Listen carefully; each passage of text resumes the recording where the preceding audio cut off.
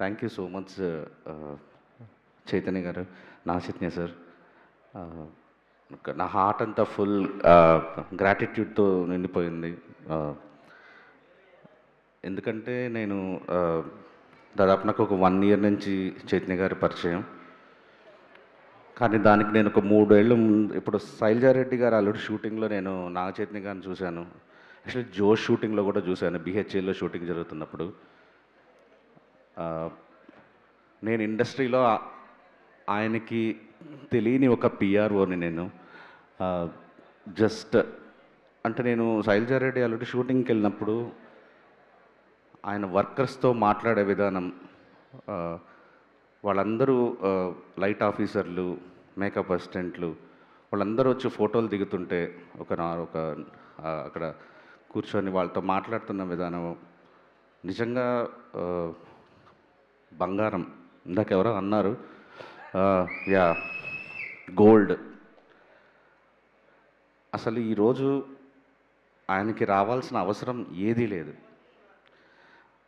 మొన్న సినిమా చూశారు, నిన్న ఎస్కేఎన్ ధీరజ్ రిక్వెస్ట్, నువ్వు అడిగితే నువ్వు అడుగు చూడు, నువ్వు అడిగితే ఒప్పుకుంటారు, ఒకసారి అడిగి చూడు అంటే ఎందుకు అడగాలబ్బా, అసలు ఏం అవసరం ఉందని అడగాలి.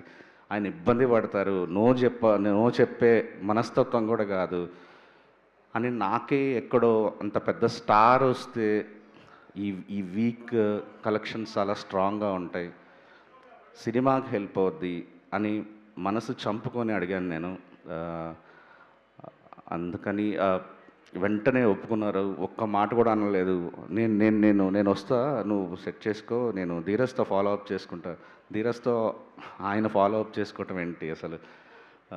తర్వాత మళ్ళీ 2 hours తర్వాత కన్ఫామా, నాకేం కాల్ రాలేదు. ఇలా ప్రతి క్షణం నాకు అది తెలియని ఒక భయం ఉంటుంది. ఫోన్ కాల్ మోగిన, మెసేజ్ వచ్చిన ఒక్కోసారి అలా బ్లాంక్గా ఇది ఓపెన్ చేసి వినొచ్చా లేదా. రీజన్ ఆ మంచితనం అనేది ఎక్కడో మనకు ఒక రెస్పాన్సిబిలిటీ ఇస్తుంది, మనకు ఒక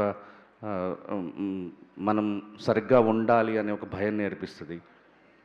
sir, I love you, for ever grateful sir, love you so much.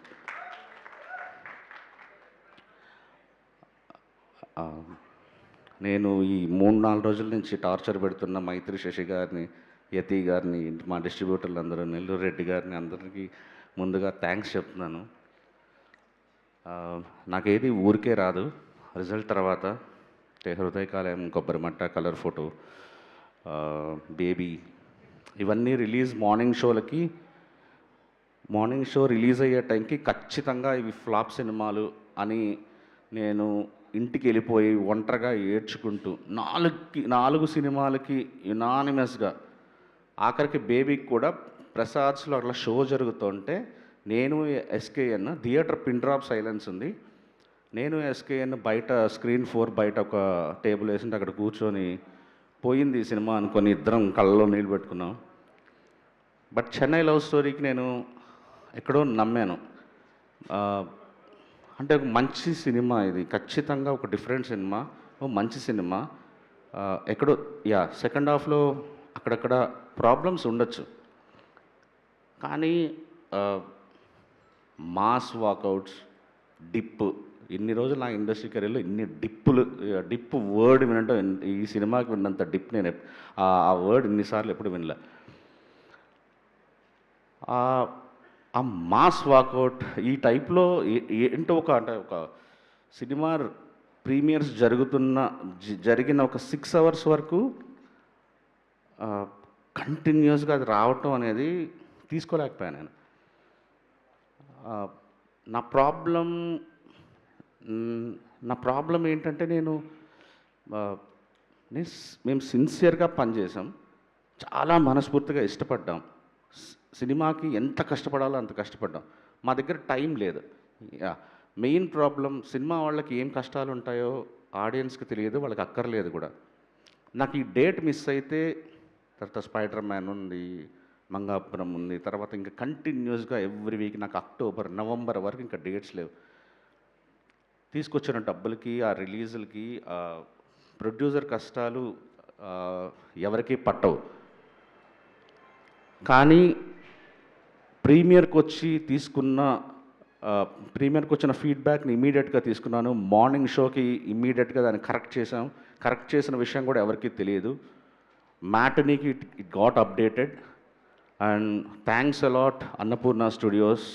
నా ఫస్ట్ సినిమా నుంచి ఇప్పటి వరకు అర్ధరాత్రులు లేపిన సార్ సివి రావు గారికి థ్యాంక్స్ అలాట్. నిద్ర లేపి సార్ నాకు ఇమ్మీడియట్లీ సార్ నాకు అర్ధరాత్రి నేను ఇమ్మీడియట్లీ కూర్చుంటా, ప్లీజ్ నాకు అప్డేట్ అవ్వాలంటే చేసి ఇచ్చారు. కానీ స్టిల్ నేను తీసుకోలేకపోయాను అన్నమాట. ఏంటిది అసలు, ఎందుకు అలా నెగిటివ్, ఎందుకు అలా అంత యునానిమస్గా ఒకే వర్డ్ ఎందుకు రిపీట్ చేస్తున్నారు అందరూ అనేది. ఆ తర్వాత ఒక్కడనే వెళ్ళి ఒక రూమ్ తీసుకొని అక్కడే కూర్చొని జస్ట్ లైక్ అందరికీ దూరంగా నేను నా ఫ్రెండ్స్ అయిన మా వశిష్ఠకి, కృష్ణ చైతన్య డైరెక్టర్లు అందరూ కాల్ చేశాను. అరే నీ అమ్మ చాలా సిన్సియర్గా పనిచేశాను రా ఈ సినిమాకి, చాలా నమ్మాను రా ఈ సినిమాకి అని రకంగా బర్స్ట్ అవుట్ అయిపోయాను. ఆ తర్వాత నుంచి నాకు అది అందరూ నువ్వు రా బయటికి రా, సింగిల్ స్క్రీన్స్లో చూడు అన్నారు. నేను మ్యాడ్లీ వెయిటింగ్ ఫర్ మండే. నాకు మండే మార్నింగ్ షోలు వస్తే కానీ నేను ఈ సక్సెస్ని నెత్తికెక్కించుకోను. మండే నాకు మార్నింగ్ షోలకి జనాలు రావాలి. ఆ రోజే నేను నమ్ముతా ఈ సినిమా బ్లాక్ బస్టరా, హిట్టా, సూపర్ హిట్టా, పాస్ అయ్యామా, యావరేజా నమ్ముతా అనుకున్నాను. నేను నిన్న మార్నింగ్ షోలు చూసిన తర్వాత ఎస్ అమ్మ మనసు పెట్టి సినిమా తీసాము. ఎవరు ఏదైనా అనుకోనివ్వు, మనకి ఆడియన్స్, నిజమైన ఆడియన్స్ బ్లాక్ బస్టర్ ఇచ్చారు. Thanks a lot, love you. Thank you Rajesh గారు, థ్యాంక్ యూ సో మచ్.